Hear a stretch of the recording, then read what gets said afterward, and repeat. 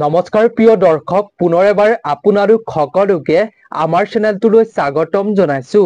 বৰ্তমান যিহেতু পবিত্ৰ ভাদ মাহ চলি আছে, গতিকে প্ৰিয় দৰ্শক, আপুনি যদি এই মাহটোত এই তিনিটা সংকেত যদি আপুনি লাভ কৰে, তেতিয়া আপুনি কাকো কেতিয়াও নকব।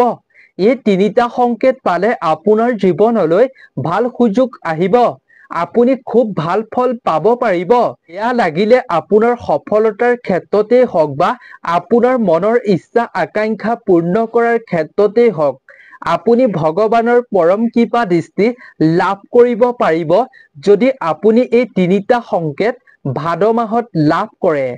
সেইবাবেই আপুনি জানি থোৱাটো জৰুৰী, আপুনি কোন তিনিটা সংকেত পালে আপুনি ভুল কৰিব নালাগে। কি ভুল কৰিব নালাগে আমি তাৰ বিষয়েও আপোনালোকৰ লগত শ্বেয়াৰ কৰিম। আপোনালোক সকলোকে অনুৰোধ কৰিছো, আপোনালোকে ভিডিঅ'টো সম্পূৰ্ণকৈ চাই থাকিব। কাৰণ প্ৰিয় দৰ্শক, ভাদ মাহত ভগৱান শ্ৰীকৃষ্ণই জন্ম লাভ কৰিছিল। মনুষ্যৰ ৰূপত তেওঁ ভগৱান বিষ্ণুৰ অষ্টম অৱতাৰ ৰূপে জন্ম লাভ হৈছিল, অৰ্থাৎ আবিৰ্ভাৱ হৈছিল এই মাহত। সেইবাবে এই মাহত আপোনাৰ বাবে ভগৱান শ্ৰীকৃষ্ণই আপোনাৰ জীৱনলৈ ইমান এনেকুৱা সংকেত প্ৰেৰণ কৰিব পাৰে, যাৰ প্ৰতি যদি আপুনি অৱহেলা কৰে, অৱজ্ঞা কৰে, অপমান কৰে, এনে ক্ষেত্ৰত আপুনি সুফল পোৱাৰ বিপৰীতে আপুনি বিপৰীত ফলহে পাবলৈ সক্ষম হ'ব। এইবাবে আপুনি এনে সংকেত যদি লাভ কৰে, তেতিয়াহ'লে আপুনি দ্বিতীয়জন ব্যক্তিৰ আগত কেতিয়াও প্ৰকাশ নকৰিব। যদি আপুনি ভগৱানৰ পৰা এনে সংকেত লাভ কৰে এই মাহত, তেতিয়া আপুনি গোপনে ৰখাটো জৰুৰী। গোপনে ৰাখি আপুনি যেতিয়া সুফল পাবলৈ আৰম্ভ কৰিব, তেতিয়া আপুনি ঘৰৰ সদস্যসকলক ক'ব পাৰে। কিন্তু আপুনি যেতিয়ালৈকে সুফল পাবলৈ আৰম্ভ নকৰে, তেতিয়ালৈকে আপুনি কাৰো আগত কেতিয়াও শ্বেয়াৰ নকৰিব। আপোনাক বিভিন্ন ধৰণৰ কথা কৈ সেই শুভ সংকেতসমূহ অশুভ সংকেত বুলি আপোনাৰ মনত ভাবিবলৈ তেওঁলোকে বাধ্য কৰাব পাৰে। আপোনাৰ যদি শত্ৰু আছে, তেন্তে সেই শত্ৰুৱে যদি আপুনি এনে সংকেত লাভ কৰাৰ কথা গম পায়, আপোনাৰ সেই শত্ৰুৱে আপোনাৰ ভাল হোৱাটো কেতিয়াও নিবিচাৰে। যাৰ ফলত আপুনি পোৱা সেই শুভ সংকেত সমূহৰ পৰা আপোনাৰ মনটো আঁতৰ কৰি আনিবলৈ চেষ্টা কৰিব। যিকোনো প্ৰকাৰে আপোনাক উন্নতি হোৱাত বাধা দিবলৈ চেষ্টা কৰিব পাৰে। সেইবাবে আপুনি কেতিয়াও দ্বিতীয়জন ব্যক্তিৰ আগত শ্বেয়াৰ নকৰিব। গতিকে আপুনি কোনকেইটা এই মাহত সংকেত পালে অত্যন্ত শুভ, কাকো ক'ব নালাগিব। তাৰ পূৰ্বে জনাৰ পূৰ্বে আপুনি ভগৱান শ্ৰীকৃষ্ণৰ নাম ভক্তি মনেৰে সঁচা হৃদয়েৰে আপুনি কমেণ্টত লিখক আৰু ভিডিঅ'টোত এটা আপুনি লাইক কৰিব বুলি আশা কৰিলো। আৰু যদিহে আপুনি প্ৰথমবাৰৰ বাবে এই চেনেলটোত ভিজিট কৰিছে, এই চেনেলটোৰ ভিডিঅ' চাই আছে, তেন্তে জীৱনত আপুনি এটা নজনা কথা জানিবৰ বাবে এই চেনেলটো অৱশ্যেই ছাবস্ক্ৰাইব কৰি ৰাখিব। আমি আপোনালোকৰ বাবে প্ৰতিদিনে এনেধৰণৰ ভিডিঅ'সমূহ আগবঢ়াওঁ, যিসমূহ ভিডিঅ' আপুনি চালে প্ৰতিদিনে এটা নজনা কথা জানিবৰ বাবে সক্ষম হ'ব পাৰিব। প্ৰিয় দৰ্শক, পবিত্ৰ ভাদ মাহ ভগৱান শ্ৰীকৃষ্ণৰ আবিৰ্ভাৱৰ মাহ, জন্মৰ মাহ। গতিকে এই মাহত আমাক ভগৱানে বিভিন্ন প্ৰকাৰে আমাৰ পৰীক্ষা ল'বলৈ সংকেত প্ৰেৰণ কৰিব পাৰে। গতিকে আমি কিছুমান বস্তু বা সংকেত পালে কেতিয়াও অৱহেলা কৰিব নালাগে। যদি আপুনি এই ভাদ মাহত এনে সংকেত পায়, তেতিয়াহ'লে আপুনি ভগৱানৰ নাম জপ কৰিব, ভগৱানক প্ৰাৰ্থনা কৰিব। তেতিয়া আপোনাৰ ওপৰত ভগৱান কোনোদিন কেতিয়াও ৰুষ্ট নহয়। প্ৰিয় দৰ্শক, আপুনি যদি ভগৱান শ্ৰীকৃষ্ণৰ এই জন্ম মাহত এনে শুভ সংকেত লাভ কৰে, তেতিয়া আপুনি নিশ্চিতভাৱে জানি ল'ব, আপোনাৰ জয় সকলোতে নিশ্চিত হ'ব। কাৰণ আপোনাৰ ওপৰত জগতৰ পালনকৰ্তা ভগৱান বিষ্ণুৰ অষ্টম অৱতাৰ ভগৱান শ্ৰীকৃষ্ণৰ আশীৰ্বাদ আপোনাৰ ওপৰত পৰিব। যাৰ ফলত যদি আপুনি কৰ্মক্ষেত্ৰলৈ ওলাই যাওঁতেনে যদি এনে সংকেত পায়, তেতিয়াহ'লে আপুনি কৰ্মক্ষেত্ৰত খুব ভাল ফল পাবলৈ সক্ষম হ'ব। আপুনি যদি এনে বস্তু দেখা পাই যায়, তেতিয়াহ'লে আপোনাৰ সমাজতো মান সন্মান বৃদ্ধি হ'ব আৰু আপোনাৰ জীৱনলৈ সুখ কঢ়িয়াই আনিব। প্ৰিয় দৰ্শক, আপুনি জন্মাষ্টমীৰ দিনটোত দেখা পালেও খুবেই শুভ আৰু এই মাহটোৰ ভিতৰত এনে বস্তু দেখা পালেই অত্যন্ত শুভ। তেন্তে আহক আমি কি বস্তু দেখাটো খুবেই শুভ, যাৰ ফলত ভগৱান শ্ৰীকৃষ্ণৰ আশীৰ্বাদ লাভ কৰিব পাৰিম তাৰ বিষয়ে জানি লওঁ। 1 নম্বৰতে হৈছে প্ৰিয় দৰ্শক, কাউৰী বা শালিকা চৰাইৰ মাত যদি আপুনি এই মাহত শুনিবলৈ পায় তেন্তে অত্যন্ত শুভ বুলি মনা হৈছে। জন্মাষ্টমীৰ দিনা বা ভাদ মাহত যদি আপুনি কাউৰী বা শালিকা চৰাইৰ মাত শুনে তেন্তে শাস্ত্ৰৰ অনুসৰি এয়া শুভ বুলি মনা হৈছে। ইয়াৰ ফলত আপোনাৰ ওপৰত ভগৱান শ্ৰীকৃষ্ণৰ আশীৰ্বাদ পৰাৰ এয়া শুভ লক্ষণ বুলি শাস্ত্ৰত গণ্য কৰা হৈছে।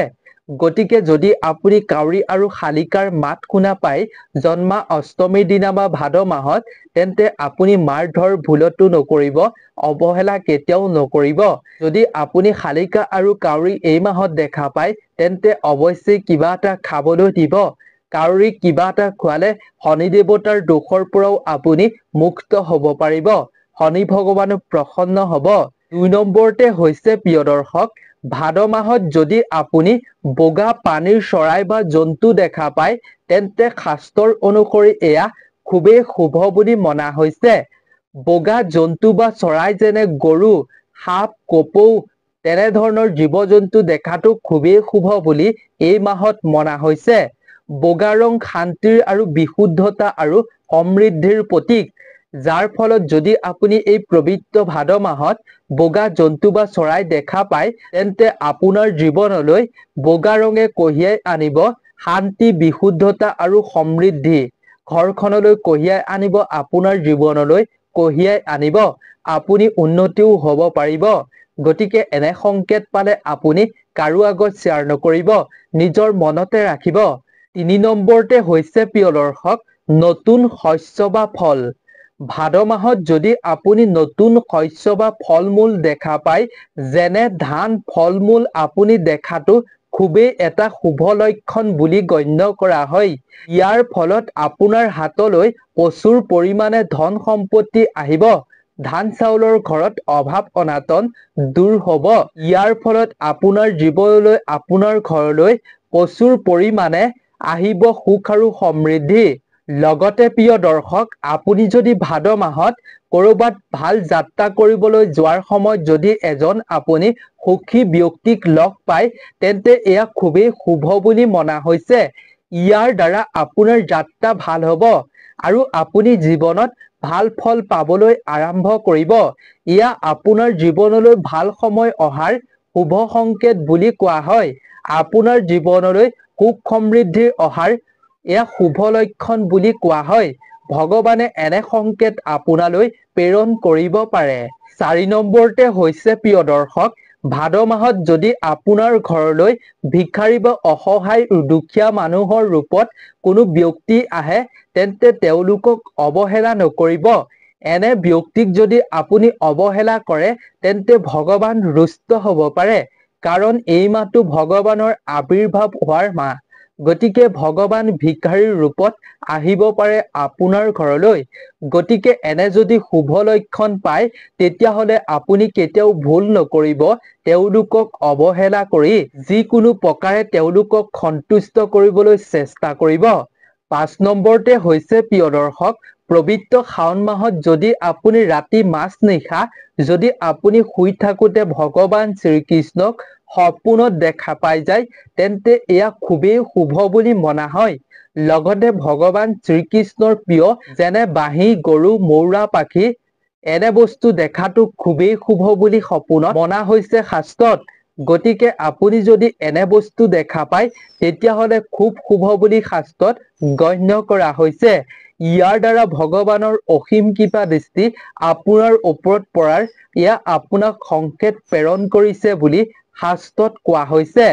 লগতে প্ৰিয় দৰ্শক, ভাদ মাহৰ জন্মাষ্টমী অৰ্থাৎ ভগৱান শ্ৰীকৃষ্ণৰ জন্মাষ্টমীৰ দিনা যদি পূজা কৰি থাকোঁতে বৰষুণৰ সংকেত পায়, বৰষুণ হয়, তেতিয়াহ'লে এয়া খুবেই শুভ লক্ষণ বুলি কোৱা হয়।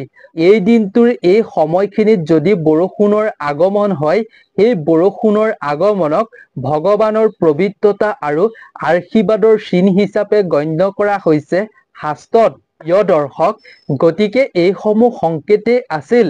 যদি আপুনি এনে সংকেত এই মাহত লাভ কৰে, তেতিয়াহ'লে আপুনি কেতিয়াও আনৰ আগত প্ৰকাশ নকৰিব, গোপনে ৰাখিব ফল নোপোৱালৈকে। ফল পালে আপুনি ক'ব পাৰে, কিন্তু আপুনি ভাদ মাহ শেষ হোৱাৰ পাছতহে আনৰ আগত শ্বেয়াৰ কৰিব, যাতে আপোনাক কোনেও বাধাৰ সৃষ্টি কৰিব নোৱাৰে। আপুনি পোৱা শুভ সংকেতৰ পৰা আপোনাক কোনেও যাতে বিচলিত কৰি আঁতৰ কৰি আনিব নোৱাৰে। সেইবাবে আপুনি ভাদ মাহ শেষ হোৱাৰ পাছতহে আনৰ আগত শ্বেয়াৰ কৰিব। গতিকে প্ৰিয় দৰ্শক, আজিৰ ভিডিঅ'টো ইমানেই আছিল। আশা কৰোঁ নিশ্চয় ভিডিঅ'টো চাই ভাল পালে। যদি ভাল পালে তেন্তে আপোনাৰ বন্ধুবৰ্গ আত্মীয় স্বজনৰ লগতো যিমান পাৰে শ্বেয়াৰ কৰি তেওঁলোককো উপকৃত কৰিব, যাতে তেওঁলোকেও এই শুভ সংকেতসমূহ যদি পায় তেওঁলোকেও অৱহেলা নকৰে। সেইবাবে তেওঁলোকৰ লগতো শ্বেয়াৰ কৰিব। গতিকে আজিৰ ভিডিঅ'টোৰ পৰা আমি বিদায় লৈছোঁ। আপোনালোক সকলো ভালে থাকক, সুস্থ থাকক, তাৰেই আমিও কামনা কৰিলোঁ। ধন্যবাদ।